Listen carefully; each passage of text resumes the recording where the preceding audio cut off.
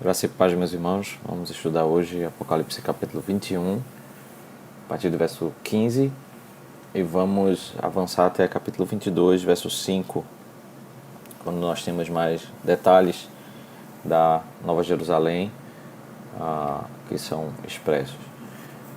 Como nós já falamos, o capítulo 21 e 22 tem como pano de fundo aí o Ezequiel 40 ao 48, bem como remete ao Jardim do Éden, ao contexto da criação. Mas especialmente Ezequiel, quando se fala de um templo glorioso, e aqui Apocalipse 21 e 22, ele nos revela que aquele templo profetizado em Ezequiel apontava para essa nova cidade, a cidade gloriosa, que é o símbolo da habitação eterna do povo do Senhor. Como nós já falamos, Apocalipse 21 ele faz o oposto, faz a oposição, Apocalipse 17, quando se trata da Babilônia, da corrupção, da imoralidade, e aqui nos apresenta uma cidade gloriosa, uma cidade santa, a habitação do povo de Deus. É a habitação dos ímpios, no capítulo 17, onde eles têm prazer, depois eles até choram com a queda da Babilônia, com uma alegria do povo de Deus ao adentrar a cidade gloriosa, a habitação eterna, onde não há sofrimento nem angústia. Nós já vimos aí do verso 1 ao verso 8, no capítulo 21, novos céus e nova terra. Nós já vimos a descrição breve sobre portões e fundamentos da Nova Jerusalém, verso 9 ao 14. E esses conceitos sobre os portões, e os 12 portões e os 12 fundamentos da cidade, que remetem à igreja do Antigo Testamento e à igreja do Novo Testamento, eles são agora também retomados a partir do verso 15, quando no verso 15 ao 21 nós temos a medição dessa cidade, e o verso 22 ao 27 a glória da nova cidade, da Nova Jerusalém, nessa cidade. E aí capítulo 22, do verso 1 ao 5, nós temos mais detalhes dessa riqueza do mais interior da cidade. Até então, até o final do capítulo 1, o foco está, de fato, nesses elementos da cidade como um todo, da medição, das muralhas, dos fundamentos, mas aí quando entra no capítulo 22, se adentra para se olhar os detalhes de dentro dessa cidade e da sua riqueza. Então, esse elemento da medição, que nós vamos ver agora do verso 15 ao verso 21, ele representa um conceito nas Escrituras. A cidade é medida para representar que a igreja está segura na eternidade. Deus tem controle sobre cada movimento sobre a igreja. Isso porque nos capítulos anteriores o tema da perseguição, do sofrimento, das privações da verdadeira igreja, aqueles que não vão a seguir os ensinos e as práticas do anticristo, e que por isso serão perseguidos e vão padecer sofrimentos e angústias nessa vida. Em contraste a isso, agora a cidade é medida para mostrar que não há sofrimento, não há mais nenhuma dificuldade ou perigo sobre a igreja na eternidade. O verso 15 ele serve como uma introdução, quando diz: aquele que falava comigo tinha por medida uma vara de ouro para medir a cidade, os seus portões e a muralha. Toda a cidade, os portões e a muralha. É importante esse elemento de portões e muralha para destacar, enfatizar essa ideia de segurança, de que não há mais perigos para invadir o povo de Deus. O povo vai habitar em uma cidade em que há portões e muralhas, ainda que mais à frente vai se descrever que os portões não se fecham. É apenas o símbolo de segurança, mas nem mesmo fora ali dos portões há a possibilidade do inimigo entrar ou do mal entrar, porque o que nós já vimos no capítulo anterior é que todos os inimigos do povo de Deus já foram lançados no lago de fogo. Satanás foi lançado, os ímpios foram lançados, o anticristo foi lançado, o falso profeta foi lançado, todos estão aprisionados em uma condenação eterna, e agora não há possibilidade de nenhuma perseguição, de nenhum sofrimento para o povo de Deus.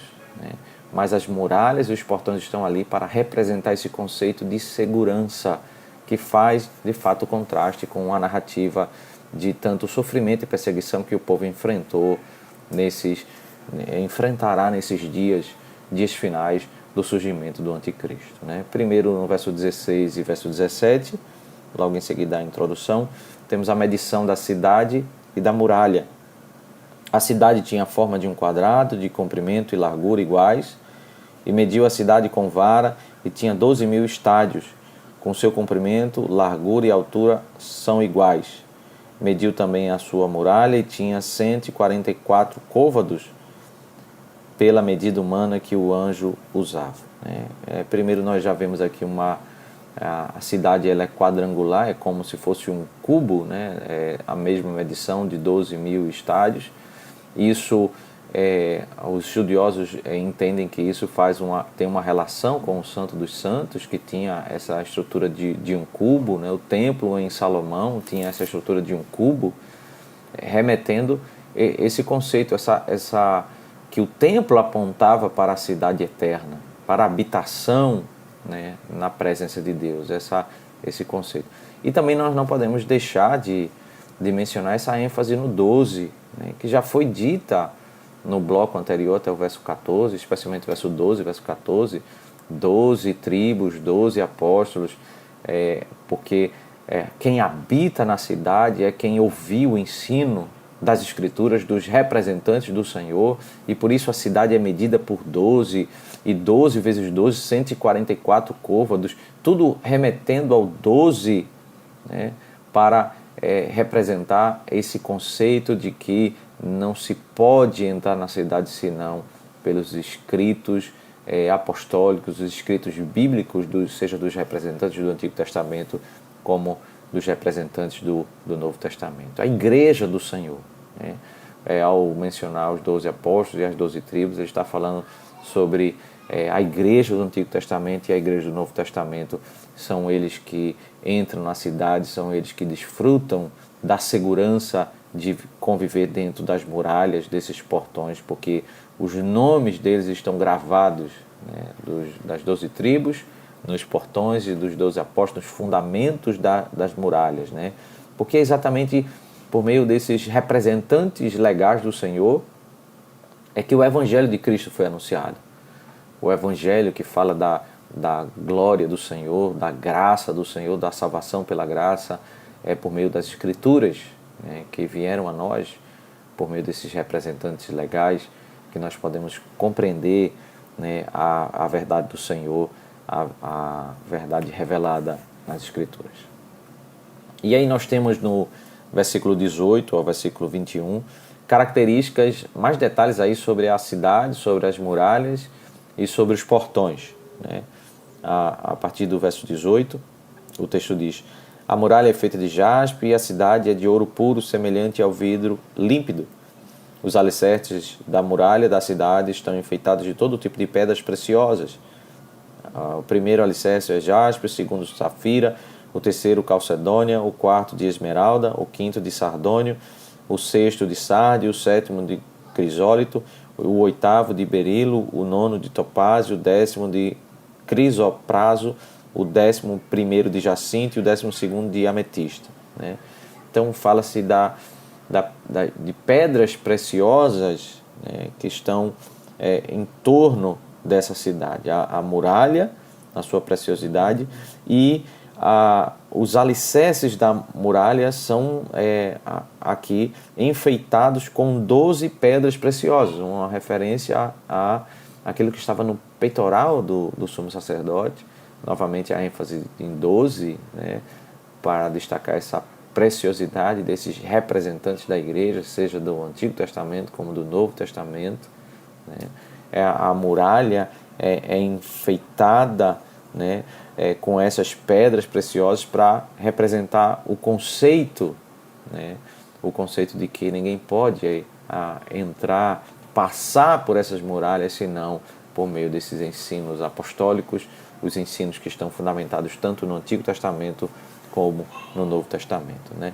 12 portões, seguindo as muralhas, o fundamento da muralha tem o nome dos 12 apóstolos, e os portões têm o nome das 12 tribos. Né? Então no verso 21 ele vai dizer: os 12 portões são as 12 pérolas, e cada um desses portões é feito de uma só pérola.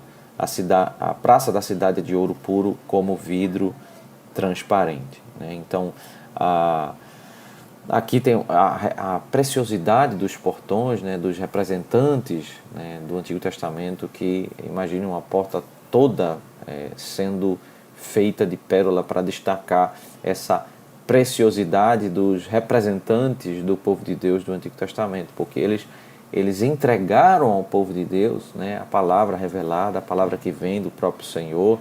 Né? Isso nos traz um entendimento de que ninguém pode menosprezar a igreja do Senhor, porque a igreja do Senhor, mesmo formada por homens falhos, esses 12 homens falhos do Antigo Testamento, 12 tribos, os 12 homens apóstolos do Novo Testamento, também homens falhos, mas eles foram portadores da revelação da palavra de Deus, e é por meio deles que a igreja foi edificada, né, no ensino do Senhor, na verdade do Senhor, e na habitação eterna. Está o nome deles na entrada, naquele local que faz separação entre os que entram e os que não entram. Né? Ninguém pode entrar na cidade sem ter passado pelo ensino apostólico, que é o ensino da salvação pela graça. Né? A cidade, meus irmãos, ela é gloriosa porque aqui temos a oposição, o estado final dos ímpios, a condenação eterna, onde não há segurança, onde não há alegria.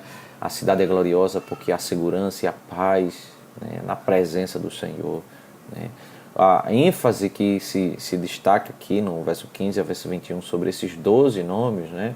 A medição é 12, né? Ou 144, que tem relação com 12, né? Novamente a ênfase que foi dada no verso 12 ao 14 sobre 12 tribos, 12 apóstolos, e que nos leva ao conceito da importância da palavra, né? Dessa revelação, desses ensinos que foram entregues pelos representantes do Senhor, a igreja do Senhor. Né? Ninguém pode ter relação com Deus a parte da igreja do Senhor, porque é por meio da igreja que a sua palavra é entregue ao povo, que o povo conhece como adorar a Deus, como entender como nós devemos prestar um culto correto, como nós devemos entender quem é o Senhor, qual é a sua verdade. É por meio da Escritura Sagrada que foi entregue à igreja. Né? Então é por meio desses representantes legais que nós conhecemos mais quem é o Senhor. Né? Os muros da cidade destacam o elemento dessa impossibilidade.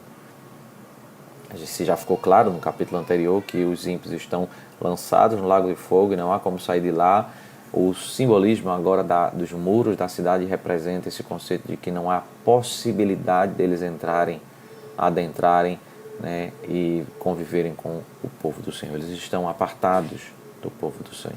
Né? Agora, a partir do verso 22 até o final do capítulo 21, verso 27, nós temos mais detalhes sobre a glória da Nova Jerusalém. Né? O elemento da glória da cidade ele é descrito em dois aspectos. Primeiro, a glória sendo percebida sobre aquilo que não tem na cidade. Né? São mencionados vários elementos que não estão presentes na cidade, e o fato deles não estarem presentes, isso significa a glória da cidade, né? Aquilo que não está. Né?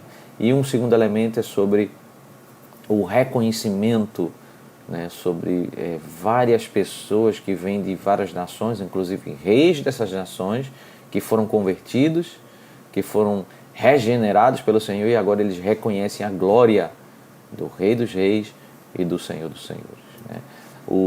Esse segundo aspecto é o resultado da colheita, né?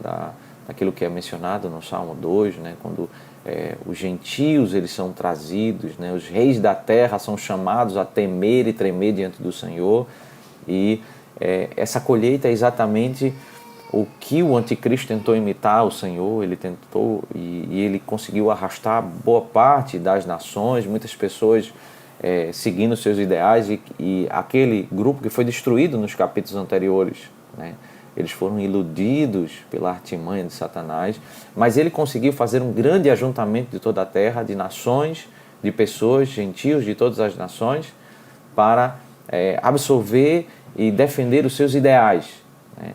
E eles foram condenados ao lago de fogo e enxofre. E qual é a glória dessa cidade? Verso 22, não vi nenhum santuário na cidade. Então, o primeiro elemento da glória é porque não existe santuário. Porque o seu santuário é o Senhor, o Deus Todo-Poderoso e o Cordeiro, né? Não há o lugar que representa ali o encontro com Deus, a presença de Deus, porque a igreja do Senhor estará diante no mais íntimo da presença de Deus. Não existe santuário, então o santuário carrega esse elemento dessa aproximação por meio de um elemento representativo, com certa limitação, e essa limitação é removida quando nós estamos na presença do próprio Deus. Não há mais necessidade do templo. Ele que é o Santíssimo, ele se aproxima de nós, ele nos permite nos aproximarmos dele e usufruirmos da sua santa presença. Estamos agora, a igreja na eternidade está diante do Criador, no mais íntimo da sua presença, e agora os símbolos são removidos. Lá está o Senhor, lá está o Cordeiro. Não precisamos mais agora daquele local que representa a presença do Senhor. O verso 23 também diz: a cidade não precisa do sol nem da lua para lhe dar claridade, pois a glória de Deus a ilumina e o Cordeiro é a sua lâmpada. Não tem santuário.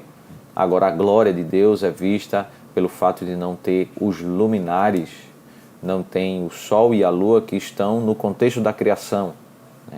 A glória de Deus ilumina, não há mais a necessidade de um luminar para não haver as trevas, mas a presença do Senhor, Ele é a fonte de luz.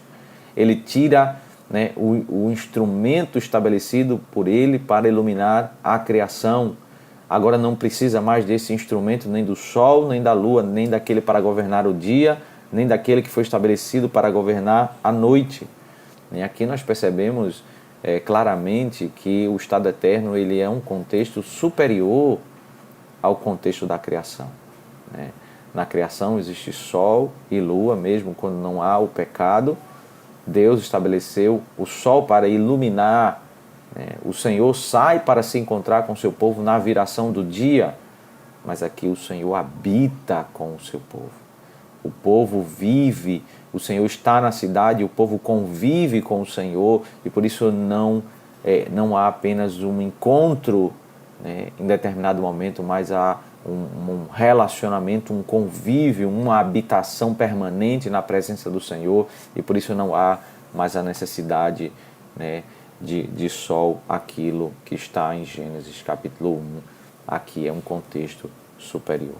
E aí o outro elemento, o verso 24, porque o verso 22 diz não tem santuário, o verso 23 não tem nem sol, nem lua, e o verso 24 as nações andarão mediante a sua luz, e os reis da terra lhe trazem a sua glória. É uma linguagem que representa quando um rei ele reconhece a superioridade daquele que é o Rei dos Reis, e ele traz as suas riquezas, e ele se prostra, ele adora, ele reconhece a grandeza daquele que está acima dos reis.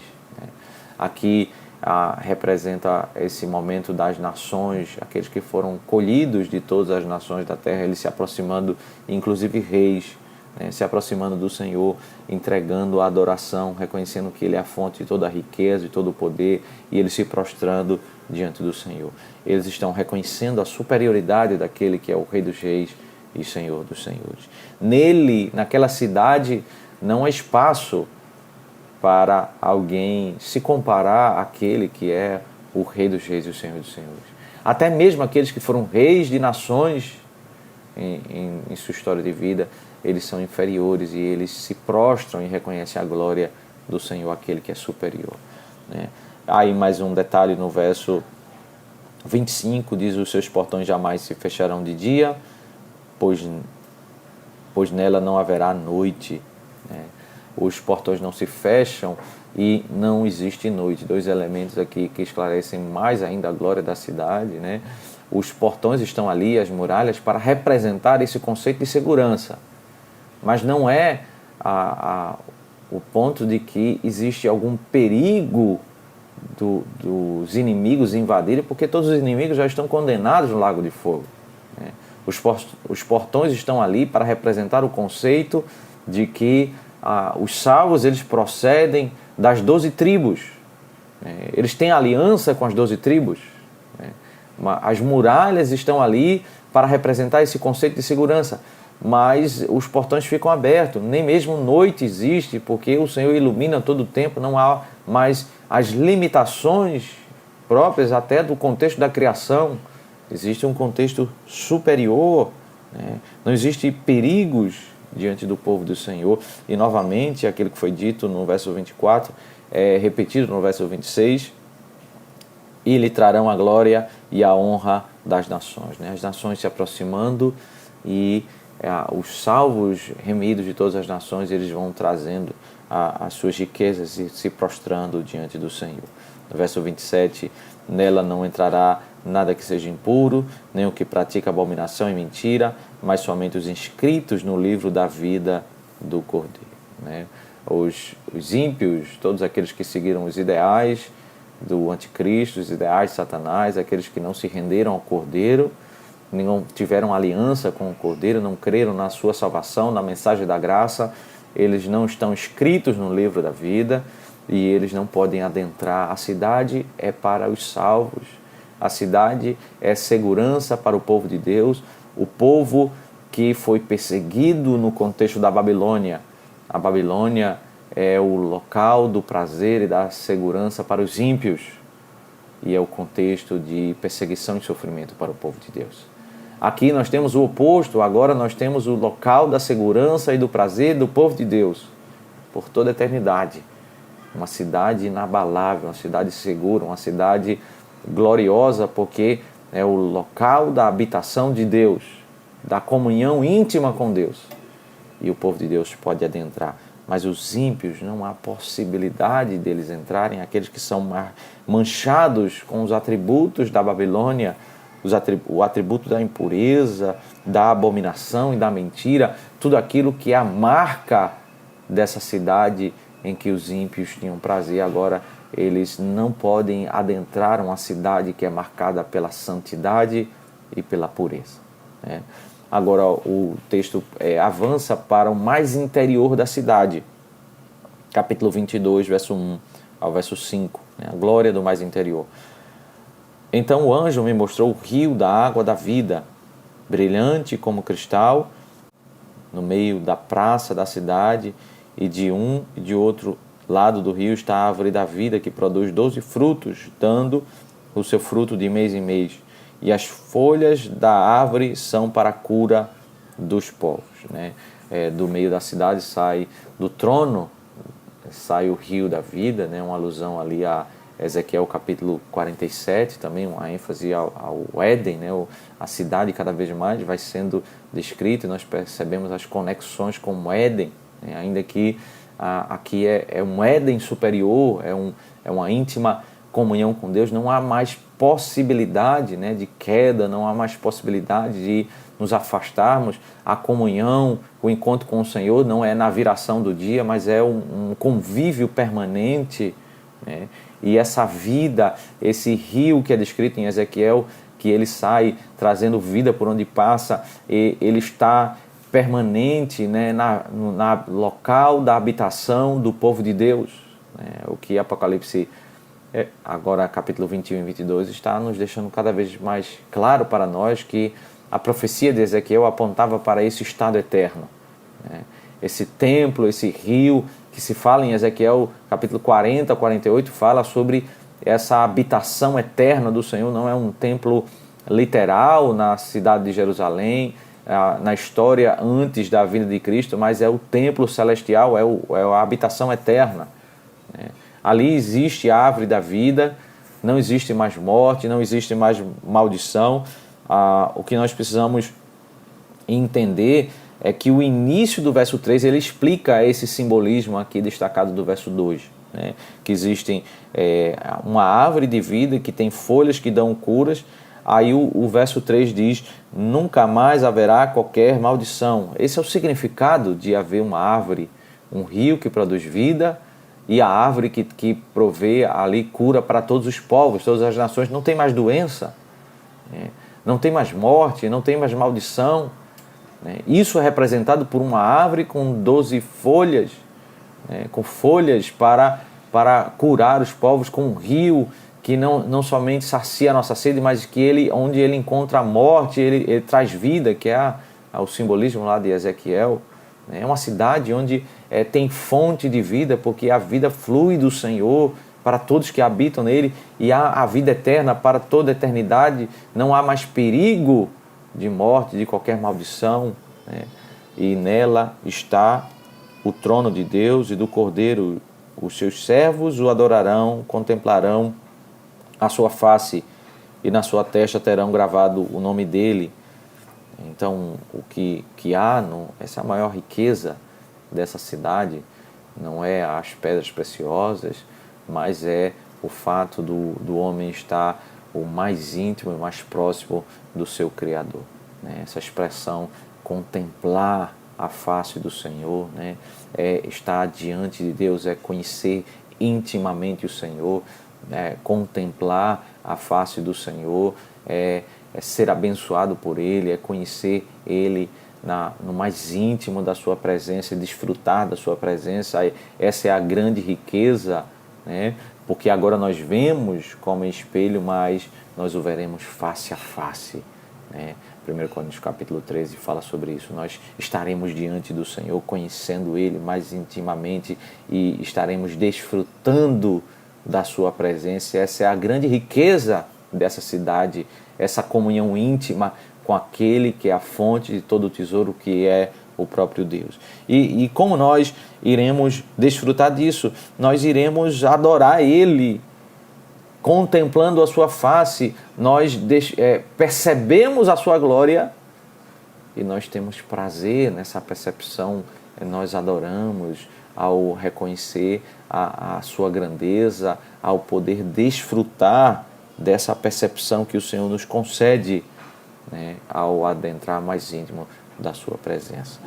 Então, o verso 5 diz: então já não haverá noite, e não precisarão de luz de lamparina, nem da luz do sol, porque o Senhor Deus brilhará sobre eles e reinarão para todo sempre.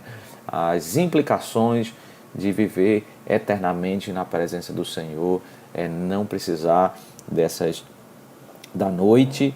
Já não haverá noite, não precisará da lamparina, não haverá a luz do sol, porque esse estado é o estado mais glorioso: ter Deus diante de si, contemplar a sua glória e adorar o seu nome. Daí nós percebemos a relevância do que a adoração tem e deve ter em nossas vidas. O que o Senhor separou para nós fazermos por toda a eternidade. Tamanha é a relevância da adoração, de nós podermos participar, de contemplar a glória de Deus, de conhecer mais do Senhor, daquilo que nós fazemos parcialmente aqui, quando nós contemplamos parte daquilo, da sua mensagem, da sua glória, daquilo que é revelado, mas lá nós o contemplaremos face a face, muito mais abundante. Nós conheceremos quem é o Senhor, mas nós avançaremos não para não adorar. Perceba, não existe santuário porque existe o Senhor, mas lá existe a adoração, e é de fato que nós faremos por toda a eternidade. Nós desfrutaremos da presença de Deus e teremos o privilégio de viver por toda a eternidade adorando o seu santo nome. E isso é o reinado para todo sempre. Ele é o Rei dos Reis.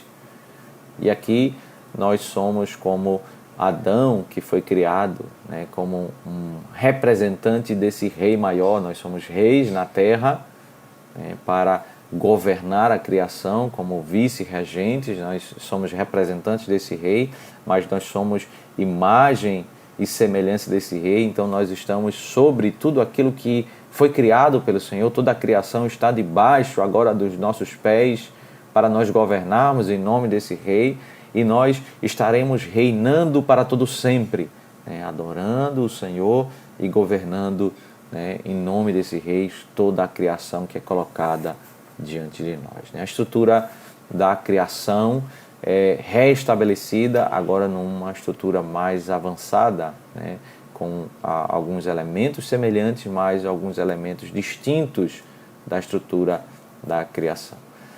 Qual é o propósito, meus irmãos, da descrição que nós temos aqui da Nova Jerusalém? Primeiro, creio que o grande aspecto é fazer o contraste com a Babilônia na terra e com uma persuasão do reino do anticristo. A Babilônia na terra é o lugar da imoralidade, é descrita em Apocalipse como uma cidade que cativa os homens, que promete lucros, que promete alegria, satisfação da carne, né? E ela promete segurança e proteção para aqueles que fazem aliança com ela, que encontram prazer na habitação com a Babilônia, que promovem, né? É uma nação terrena que promove conceitos ímpios e que as pessoas se sentem inseguras quando estão vivendo, defendendo esses conceitos ou até morando literalmente dentro dessa nação. Em contraste a isso, o povo de Deus, quanto maior essa cidade da Babilônia, ou cidade ou nação, ela for, maior será a perseguição sobre o povo de Deus, porque os conceitos do povo de Deus são contrários aos conceitos que a Babilônia promove, e a Babilônia ela persegue o povo de Deus, ela quer destruir o povo do Senhor e os ideais da palavra de Deus.